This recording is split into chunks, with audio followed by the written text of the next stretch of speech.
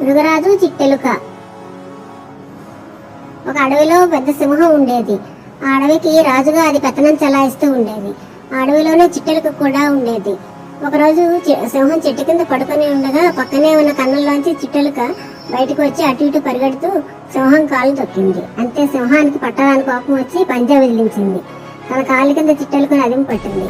బాగా భయపడిపోయిన చిట్టెలుక గజగజ వణుకుతూ, మృగరాజా, నన్ను ప్రాణాలతో విడిచిపెట్టు, నీకు ఎప్పుడో అప్పుడు ఉపకారం చేసి రుణం తీర్చుకుంటాను అని దీనంగా వేడుకుంది. చిట్టెలుక మాటలకి సింహం పెద్దగా వెరగబడి నవ్వుతూ, ఏమన్నావు? నువ్వు నాకు సాయం చేస్తావా? నా కాలు వేలు గోరంత కూడా లేవు, నువ్వు పెసరంత ప్రాణం కలిగిన నువ్వు నాకు ఉపకారం చేస్తావా? ఎంత విచిత్రం అని నవ్వుతూ, సర్లే బతికిపో అంటూ చిట్టెలుకను వదిలిపెట్టింది. దీంతో బతుకు జీవుడా అనుకుంటూ చిట్టెలుక ప్రాణాలు అరచేతిలో పెట్టుకొని పారిపోయింది. కొంతకాలం అలా గడవసాగింది. ఒకరోజు అనుకోకుండా సింహం ఒక వేటగాడు